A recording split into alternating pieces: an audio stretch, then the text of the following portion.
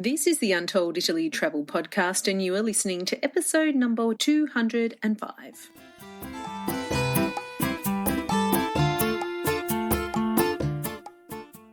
Ciao a tutti and benvenuti to Untold Italy, the travel podcast where you go to the towns and villages, mountains and lakes, hills and coastlines of Bella Italia. Each week your host, Katy Clarke, takes you on a journey in search of magical landscapes, history, culture, wine, gelato, and of course, a whole lot of pasta. If you're dreaming of Italy and planning future adventures there, you've come to the right place.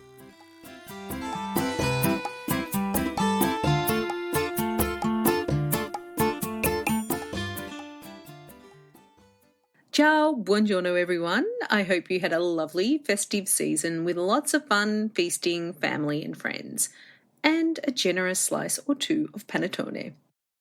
I'm wondering if any of you decided to finally take that trip to Italy over your Christmas lunch and are ready to start researching and booking your trip. Having been in the travel industry for quite some time, the days after Christmas show an incredible boost in activity as people plan their adventures for the year to come. It's definitely a great time to start planning and getting your ideas in motion because, I don't know about you, but the weeks fly by and before you know it, you're packing your bags and heading to the airport. So today I'm going to give you my top 10 tips for getting organised with your Italy trip planning for 2024, including some ways that you can fast track those activities and also access all of our very best recommendations. Of course, we share a lot here on the podcast and on our website, but those recommendations are not personalised to you or your trip. So if you want to know more about how you can access our expertise relevant to you and your trip, you'll need to listen for a few more minutes while I run through these important ideas for making sure your trip in 2024 runs smoothly.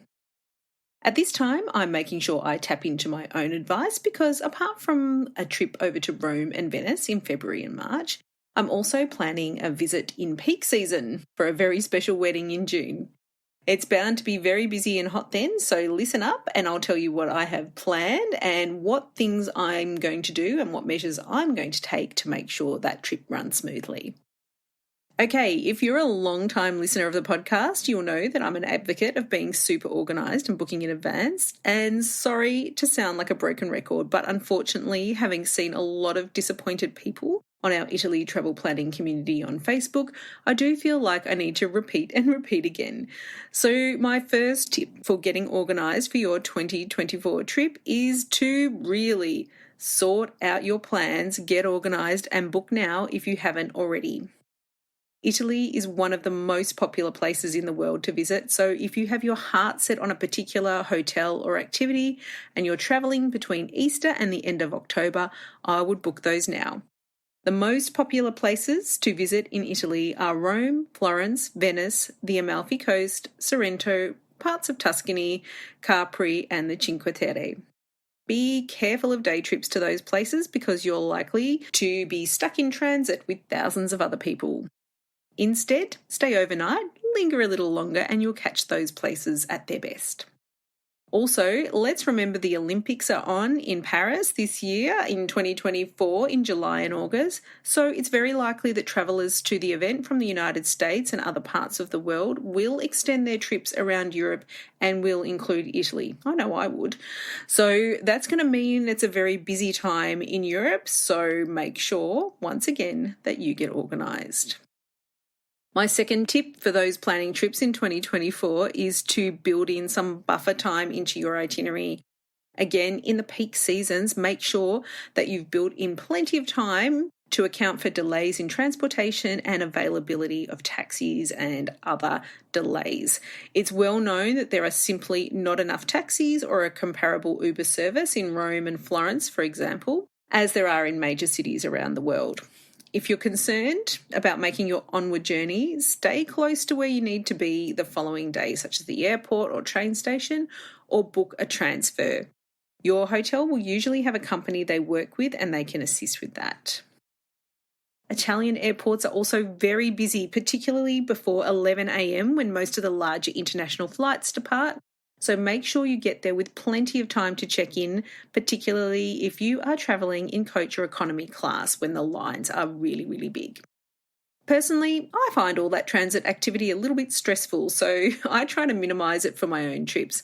And the best way to do that is by spending 3 to 4 days in a place, because if you're doing a lot of transfers and checking in and out of hotels, you're just missing out on exploring and enjoyment time. And after all, that's why we're in Italy. Tip number 3 for those travelling in 2024 is to not follow the herd and forge your own path.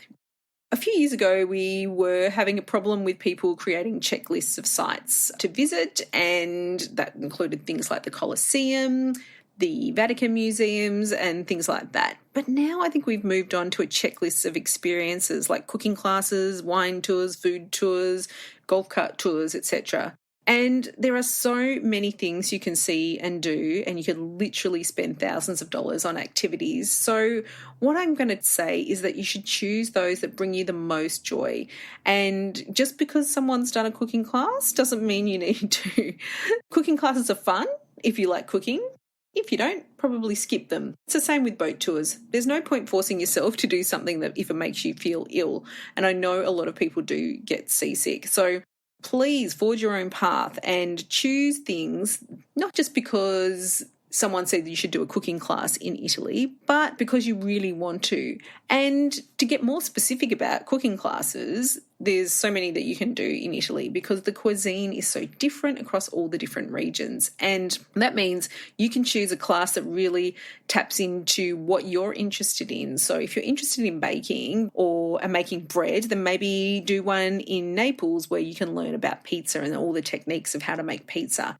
If you want to make carbonara and make that style of pasta, well, you should do that in Rome because that's where that's from. And I would say if you want to learn about cooking with truffles, maybe try that in Piedmont because that is the place that's best known for truffles. And so you can see that it's not simply just about ticking off a list of doing a cooking class. It's about, okay, well, what skill do I want to learn and what food do I want to learn about? I would say, though, that a standalone tiramisu class is really not worth it as it is a very simple recipe.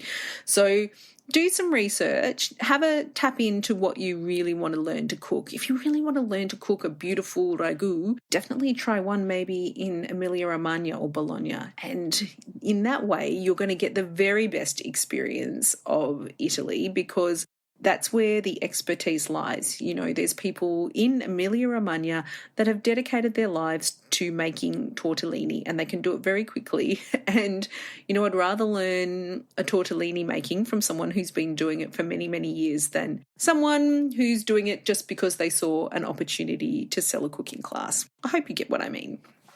My 4th tip is to mix up your experiences. And not everything that you do when you're on your vacation needs to be an organised activity. And one of the best things I did in Rome this year was something that I pretty much do every trip that I do to Rome, was take an early morning walk around the major sites before grabbing a coffee at a favourite cafe. These sites and that walk never get old, even if you've seen them hundreds of times. I also like going for a wander around Trastevere in Rome or in Florence deep into the Oltrarno district in search of excellent gelato. Out in the countryside or along the coast, a hike over hills can be as relaxed or as strenuous as you like. And there are many, many opportunities to do this in Italy, a country whose citizens are as interested in the great outdoors as they are about their food, wine, history and culture. And of course, you can combine all this by wandering along an ancient Roman road, stopping to admire churches and castles along the way, and then enjoying a relaxing bite to eat and a glass of wine at a local trattoria. And that's why we love Italy, because all of these things sometimes come neatly packaged just like that. If you mix up your experiences, you'll also appreciate everything that's going on a much deeper level. I know even as a dedicated history lover and museum nerd, I can get fatigued after a few solid days of immersion in art and culture. So I love to have those breaks in nature and I love to have a foodie day and really mix it up. Now for my 5th tip. Another one that seems to come up regularly, but it's surprising how little people plan for it. And that's to plan on walking a lot. You'll likely double as a minimum the steps you do at home, and that's for a few reasons. We're not sitting at our desks. We have no choice but to walk in Italy because oftentimes there's limited taxis and there's very slow public transportation. I'm always so surprised how easily I clock up 15 to 20,000 steps a day when I'm traveling in Italy. And if you're not used to walking a lot, I would say it's time to build up some stamina so you can enjoy your time in Italy as best you can. Even if you have mobility issues, I strongly recommend pushing yourself a little harder so you're prepared for longer walks and uneven ground. My father brought walking sticks with him, which were invaluable. And, in fact, when he upgraded to 2 sticks instead of 1, he was much more agile. And you'll see a lot of European travellers walking around with 2 sticks, and it really helps balance you out if you're, having a bit of trouble with balance. So on that note, I would also advise that everyone break in some sneakers. There is nothing worse than hobbling about with blisters when you're on vacation. And yes, sneakers are fine to wear in Italy. And I think they're actually your best option during the day because of the amount of walking, because you get that cushioned sole and you also, you know that you're comfortable when you're walking. I also have some comfy sandals for summer, but the sneakers are the way to go in the cities and they're suitable for any weather. Which brings me to some tips about the climate. And I think it's fairly obvious by now that where we live, we can't predict the weather. And that's true for Italy too. The last few years have been unseasonably warm, but also there have been torrential downpours on occasion. 2023 was hot from May to the end of October in Rome and southern Italy, over 30 degrees centigrade, up to and around the 100 degrees Fahrenheit. And that's comfortable if you're lounging by the sea, but it can be uncomfortable when you're out and about in cities and exposed historic sites. So if you quickly become overheated and are bothered by too much sun and heat, I think it's a good idea to plan your outdoor activities around the morning and early evening and leave gentle walks, shopping, napping and lounging in cafes for the middle of the day. And as I said, that can be true from the start of May to the end of October. So we don't know how things are going to happen in Rome next year in terms of the weather, but it has been a trend for the last couple of years, so it does look like things are getting warmer there. So just make sure you're prepared for it and book your tours and activities appropriately. Drink plenty of water and apply sunscreen when you're there. I just wanted to mention that because our tour operator friends are quite concerned about the number of unprepared people visiting large sites like Pompeii and the Colosseum that get affected by heat and sunstroke. Don't let that be you. Just be prepared. And for those of you that enjoy wandering around in the heat, lucky you, make the most of it. It's definitely something that's likely to occur when you're travelling in Italy for, the best part of the year. I'd also pack a light rain jacket, whatever the season, because, these days you just never know.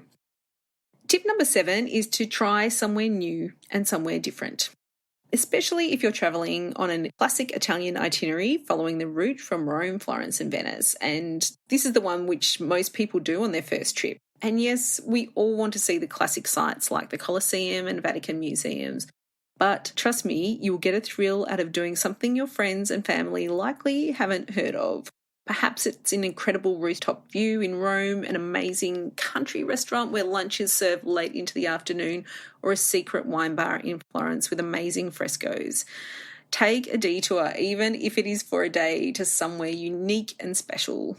So a city like Florence is well set up for this, with great train links to lesser-known towns and cities under an hour away like Arezzo, Prato and Pistoia.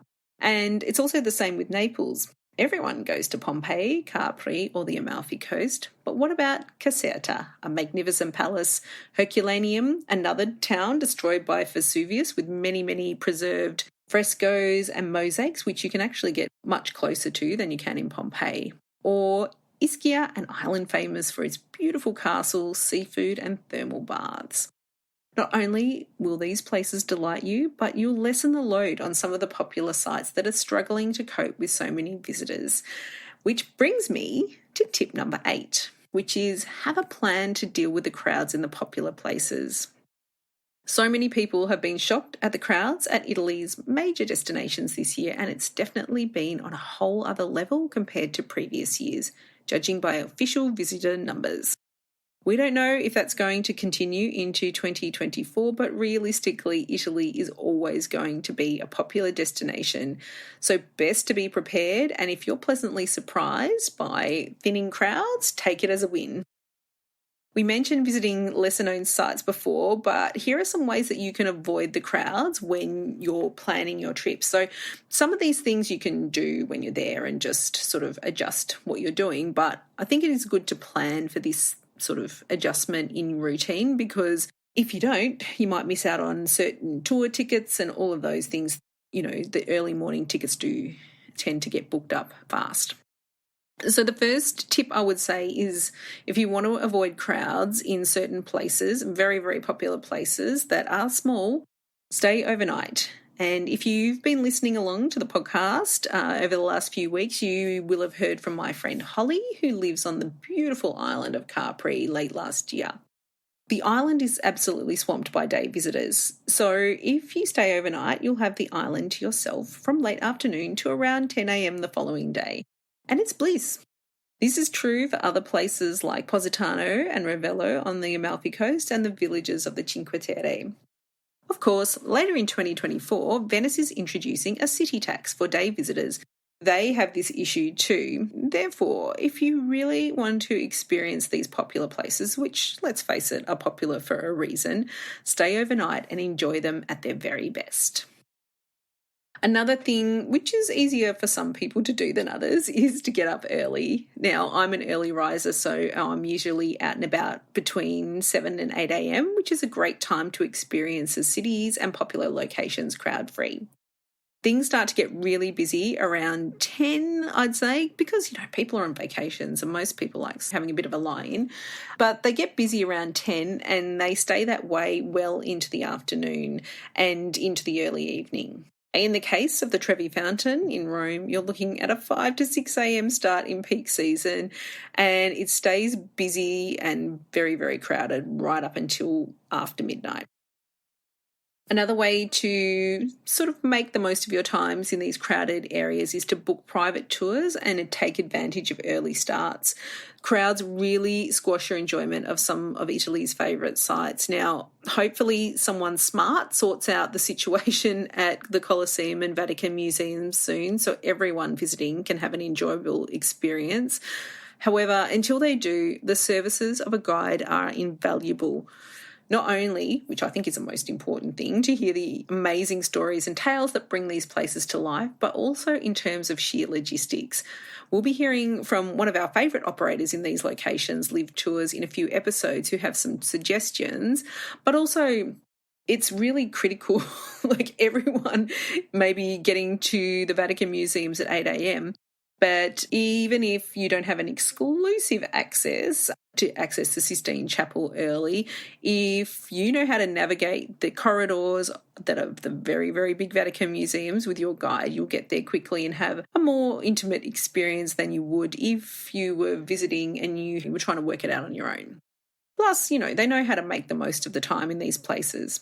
So again, book a private or very small group tour and take advantage of the early starts so you can beat the crowds and the very popular attractions. Another idea is to book the restaurants in popular areas in city. There's absolutely nothing worse than wandering around hungry and settling for terrible food. And I'm so surprised that people wing it when they're in Rome or the Amalfi Coast. Do some research online. Most Italian restaurants are taking bookings online now or via WhatsApp, so you can definitely make a reservation, and I really recommend that you do if you're in some of these busy areas.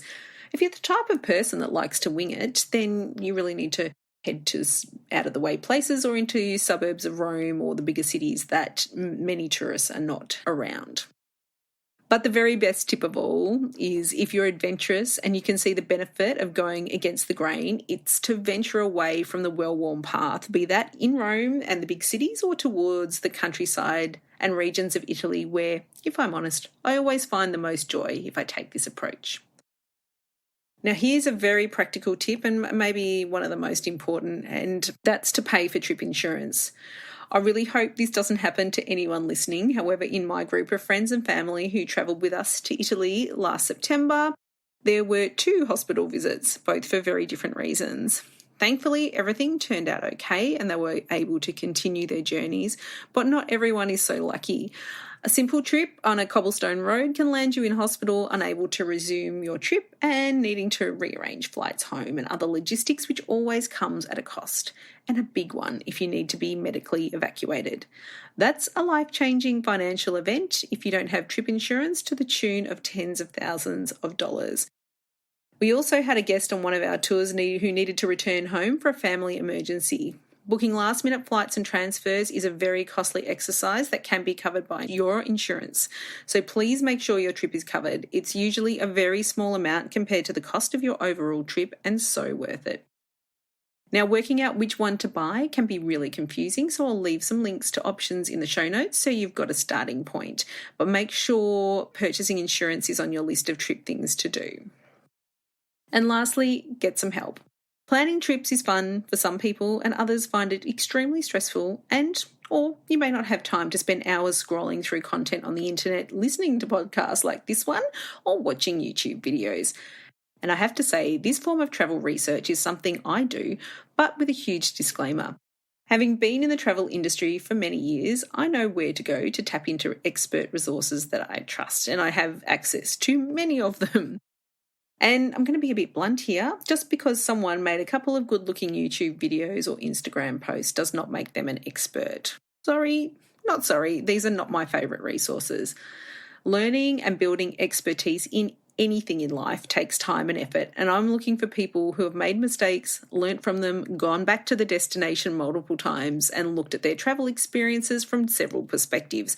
And that's what informs my decisions and that's how I do my research. If you like to wing it, good for you. That's not my approach. And that's really why I started Untold Italy, so that people really did have access to excellent information about travelling in Italy. So do get some help. I always do when I'm going somewhere new, even in Italy, and especially the regions I'm not so familiar with. I always tap into my network because apart from getting insider access to the best things to do and places to eat and all of those things, you can also learn valuable insights about logistics and planning. A great example of this was my recent trip to the Dolomites, where I had some incredible support from friends and experts on the ground, and the trip would not have been as smooth without it. So how can you access this kind of help? Well, of course, we have many podcasts and articles available on our website and on your favourite podcast apps. I have a team of people making sure the information is as up-to-date and correct as possible. So if you want to know the very best place to stay in Rome, the district, we also have some hotel recommendations. We have an article for that, which is one of our most popular. We also have articles on how to buy Vatican Museum tickets and the best agriturismi in Tuscany. That's just an example. You just need to go to the search bar on our website, untolditaly.com, and type in your query and you'll generally find the answer. If it's not there, let me know, as we're always adding to our site and making amendments. Of course, this podcast features guests with many, many years of experiences in different aspects of travel, from hyper-local experts in the 20 regions of Italy to tour operators and fellow travellers. If you're not a big fan of trawling through information, we have some quick fix options in the form of our digital travel guides and planners that summarise our best tips and recommendations for popular destinations in Italy. They are digital downloads you can access quickly and will give you a head start on all the trawling, restaurants, sites to visit, places to stay, etc. They are available on our shop and we'll put links into the show notes, of course. However, for those of you who want personalised assistance and access to our very favourite places to stay and visit, the ones that we mainly share with our family and friends, we have just launched our very own Untold Italy trip planning services. Our amazing team of Italy travel experts on the ground in Italy and around the world are ready to help you plan your dream trip to Italy. You can choose from a service that helps you refine your itinerary or even help you start if you're completely overwhelmed. We'll advise on logistics and transport and get you all organised for an amazing time in Italy. And if you want a complete day-by-day itinerary plan, we are offering that too. That would include mapping out a personalised itinerary for you, including timing, activities and accommodation.